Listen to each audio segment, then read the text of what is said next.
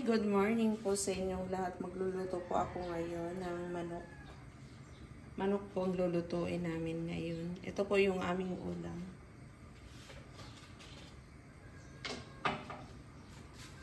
Lutuhin ko muna yung ating patatas.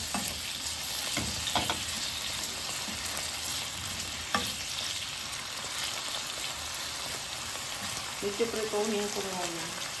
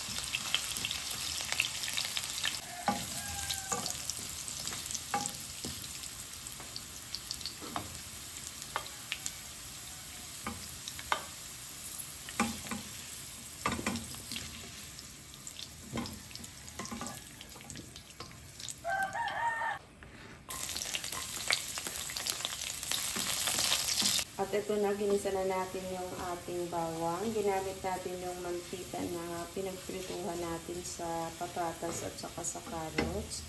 Medyo brown na yung ating bawang. Ilagay na natin yung ating sibuyas.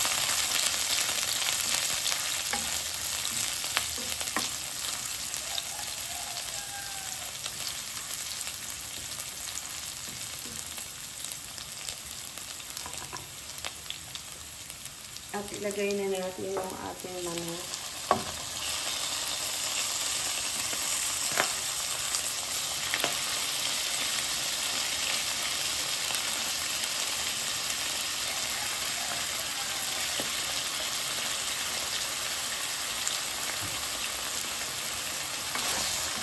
Haluin natin.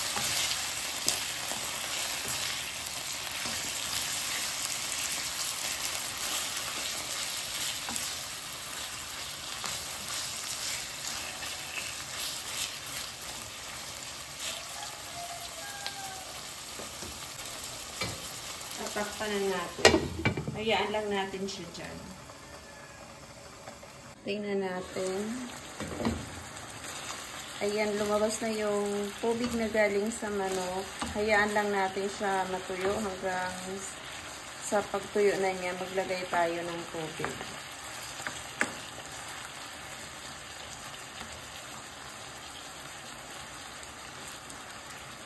Takpan ulit natin. Buksan ulit natin. Ayan, wala na siyang tubig. Ilagay na natin yung ating tubig. At saka yung tomato sauce.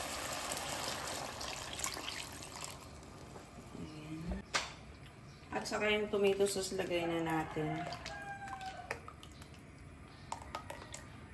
Lalagyan ko to ng liver spread.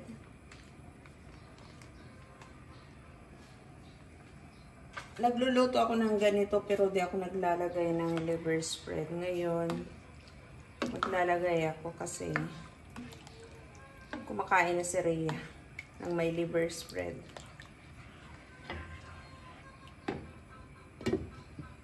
Takpan natin hanggang sa kumulo siya ng kumulo. Ayan, kumulo na to. Ayan, haluin lang natin.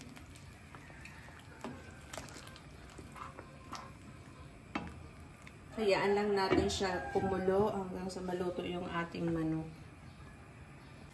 Ilagay na natin yung ating liver spread. Alam nyo, may kanya-kanya tayong paraan kung paano lutuin ito. Pero ako ganito pag nagluto nito.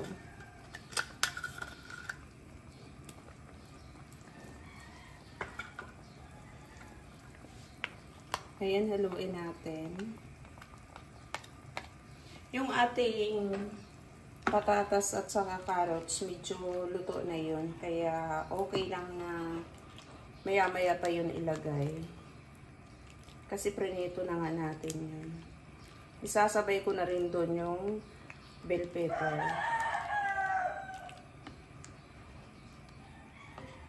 Tapos lagyan na rin natin to ng paminta.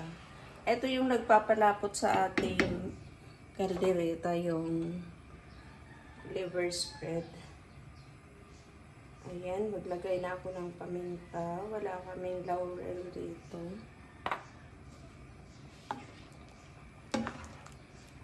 Inasilan ko na rin to kanina.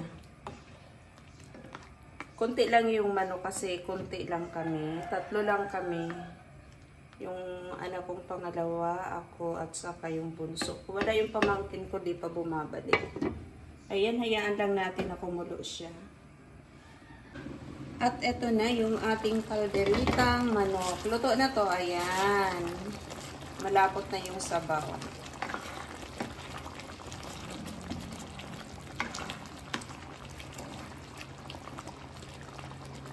Tingnan natin kung tama ng timpla.